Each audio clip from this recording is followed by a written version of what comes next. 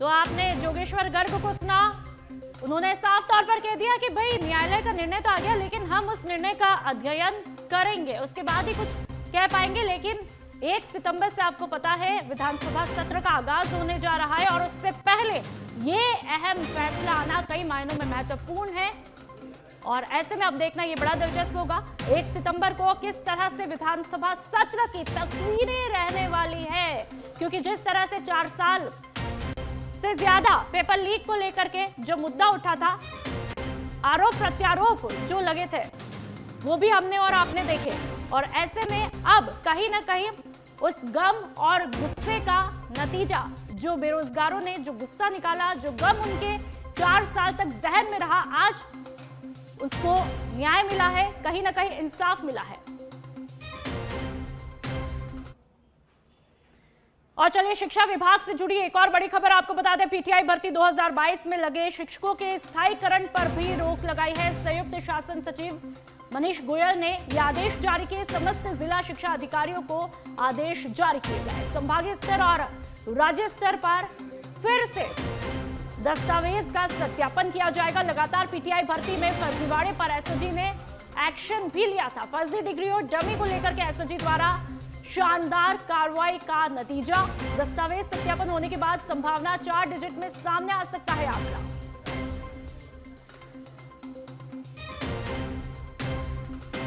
तो लगातार बड़ी खबर आपके सामने, पीटीआई भर्ती को लेकर के खबर आपकी स्क्रीन पर आप देख सकते हैं साफ तौर पर कि किस तरह से पीटीआई भर्ती को लेकर के एक बड़ा निर्णय आया है। पीटीआई भर्ती 2022 में लगे शिक्षकों के स्थायीकरण पर अब रोक लगा दी गई है और वो आदेश भी आप अपनी टीवी स्क्रीन पर देख सकते हैं। संयुक्त शासन सचिव मनीष गोयल ने आदेश जारी किया। समस्त जिला शिक्षा अधिकारियों को यह आदेश जारी किए गए। संभागीय स्तर और राज्य स्तर पर इसका फिर से तमाम दस्तावेज का सत्यापन भी किया जाएगा। लगातार पीटीआई भर्ती में फर्जीवाड़े पर एसओजी ने एक्शन भी लिया था। फर्जी डिग्री और डमी को लेकर के एसओजी द्वारा शानदार कार्रवाई की गई और उसको लेकर के नतीजा अब आपके सामने है। और कुणाल हमारे साथ में ज्यादा जानकारी के लिए फोन लाइन पर जुड़ चुके हैं। कुणाल, पीटीआई को लेकर के भी एक बड़ा अहम फैसला कैसे देखा जाए और क्या कुछ पूरी जानकारी?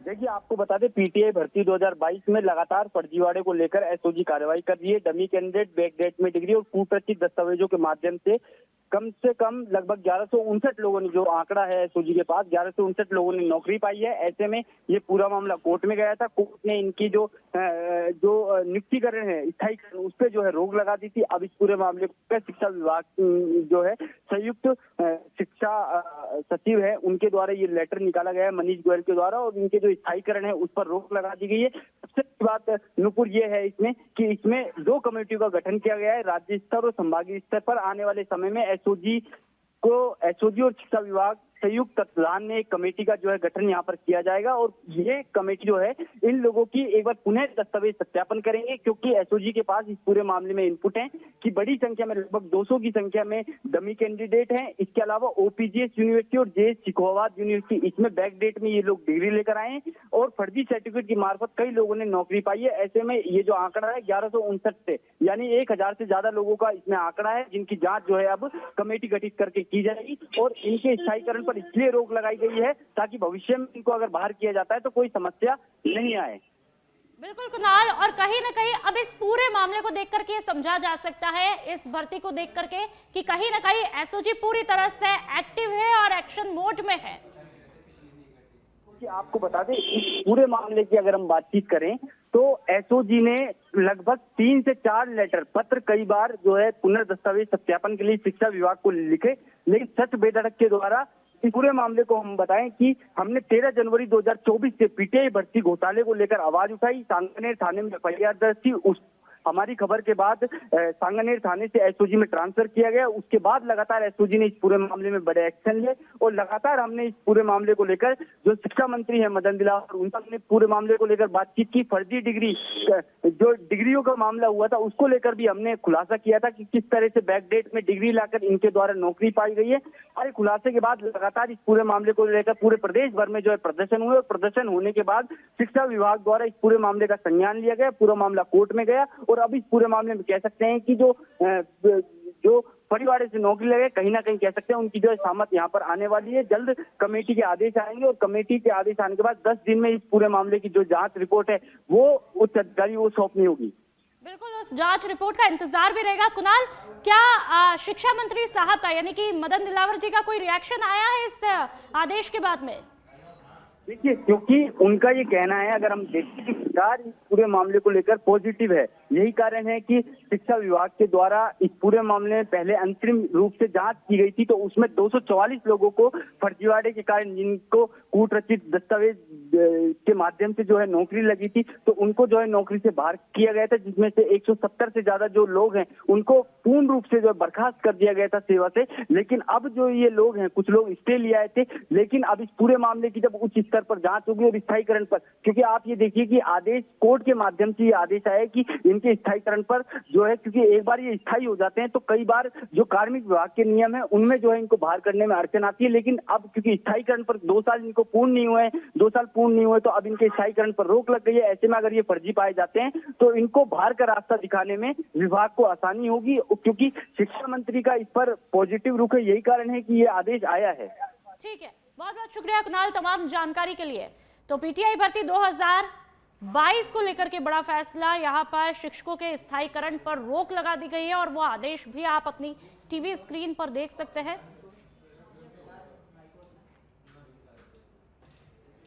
और चलिए बढ़ते आगे। डी के कामा में पहाड़ी थाना पुलिस ने फरार आरोपी सहित 6 जनों को गिरफ्तार किया है। पुलिस ने बताया कि आरोपी अपहरण और दुष्कर्म के मामले में 25 साल से फरार चल रहा था, जिसे एरिया डोमिनेशन अभियान के तहत कार्रवाई करके पकड़ा गया है।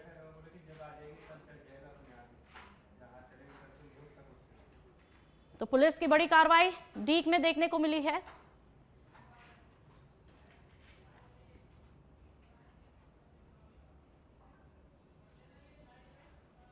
प्रतापगढ़ के अरनोद उपखंड क्षेत्र के कोदीनेरा स्कूल में अध्यापकों की कमी से छात्र परेशान है। इस पर छात्रों ने विद्यालय के गेट पर ताला लगा करके शिक्षकों को अंदर बंद कर दिया और मुख्य सड़क पर उतरकर विरोध प्रदर्शन करना शुरू किया। छात्रों ने कहा कि शिक्षक नहीं होने से नियमित कक्षाएं संचालित ही नहीं हो रही और उनकी पढ़ाई पर गंभीर असर भी पड़ रहा है।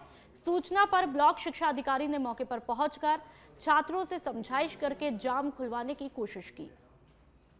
222 बच्चे का पढ़ रहे हैं यहाँ पर। पिछले ये स्कूल 2-3 साल पहले कोरोना 12 तक हो चुका है और यहाँ पर अभी 8वीं तक के टीचर है। यहाँ पर अभी तक सिर्फ 3 टीचर है और यहाँ 222 बच्चों का नामांकन हो चुका है।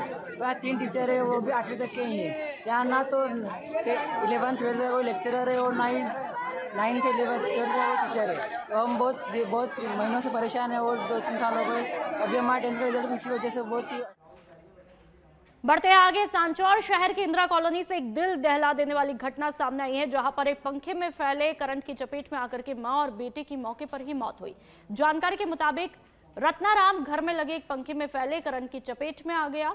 सूचना मिलते ही स्थानीय पुलिस और प्रशासन की टीम मौके पर पहुंची और दोनों शवों को सांचौर के राजकीय अस्पताल की मोर्चरी में रखवाया है।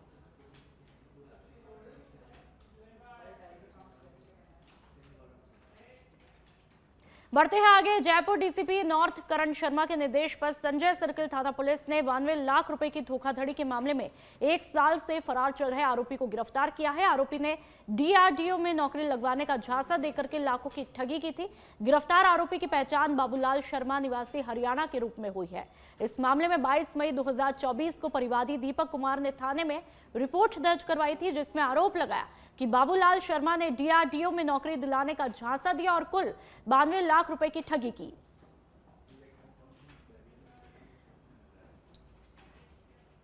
और चलिए अब बीकानेर के छतरगढ़ से खबर है, जहां पर पुलिस की अवैध मादक पदार्थ के खिलाफ कार्रवाई हुई है।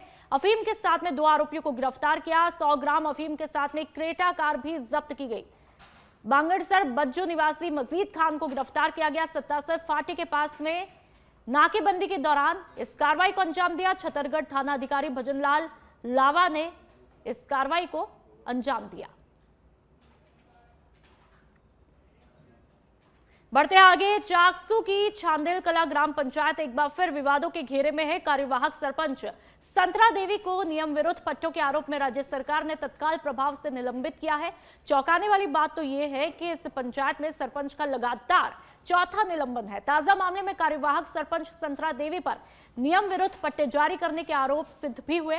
जिला परिषद जयपुर की जांच रिपोर्ट में यह पुष्टि हुई कि पंचायत कार्यों में भारी लापरवाही बरती जा रही है, जो कि राजस्थान पंचायती राज अधिनियम के तहत दंडनीय है। तो वहीं इससे पहले भी 3 सरपंच निलंबित हो चुके हैं।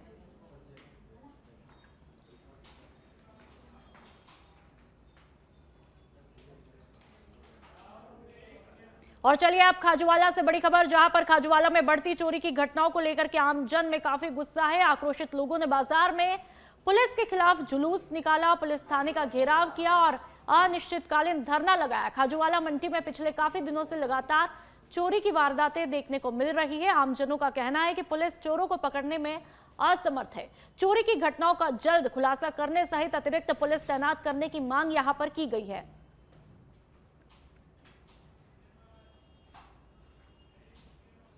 और चलिए अब खबर जमवा रामगढ़ से, जहां पर महानिरीक्षक पुलिस जयपुर रेंज के निर्देशन में जयपुर ग्रामीण के चंदवाजी थाना क्षेत्र में यातायात नियमों को लेकर जागरूकता और प्रवर्तन अभियान यहां पर चलाया जा रहा है।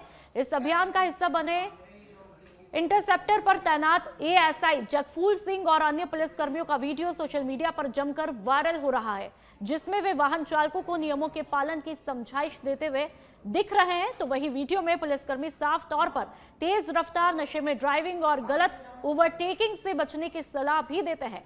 ये जागरूकता अभियान 25 अगस्त से 5 सितंबर तक चलाया जा रहा है और इसे जयपुर दिल्ली राष्ट्रीय राजमार्ग यानी कि NH 48 के चंदवाजी क्षेत्र में सक्रिय रूप से लागू किया है।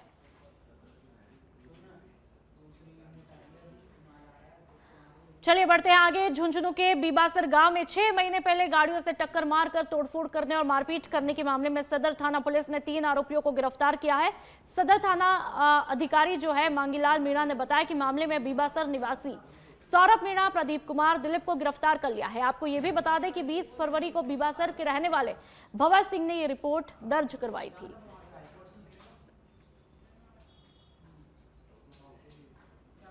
और चलिए अगली खबर की बात कर लेते हैं। सरदार पटेल की 150वीं जयंती पर कोटपुतली में साइबर जागरूकता कार्यक्रम और रैली का आयोजन किया गया। कार्यक्रम के दौरान छात्रों के बीच में साइबर सुरक्षा से संबंधित क्विज प्रतियोगिता आयोजित की गई। इसमें बच्चों से विभिन्न सवाल पूछे गए और सही जवाब देने वाले छात्रों को प्रशस्ति पत्र और इनाम देकर के सम्मानित किया। एसपी देवेंद्र बिश्नोई ने कहा, स्कूली छात्र साइबर अपराधियों के सॉफ्ट टारगेट होते हैं, इसलिए साइबर सुरक्षा के प्रति जागरूकता बेहद जरूरी है। उन्होंने बच्चों को मोबाइल फोन की लत और सोशल मीडिया एडिक्शन के खतरों से भी आगाह किया। कार्यक्रम के बाद में एसपी बिश्नोई ने हरी झंडी दिखा करके साइबर सुरक्षा जागरूकता रैली को रवाना किया।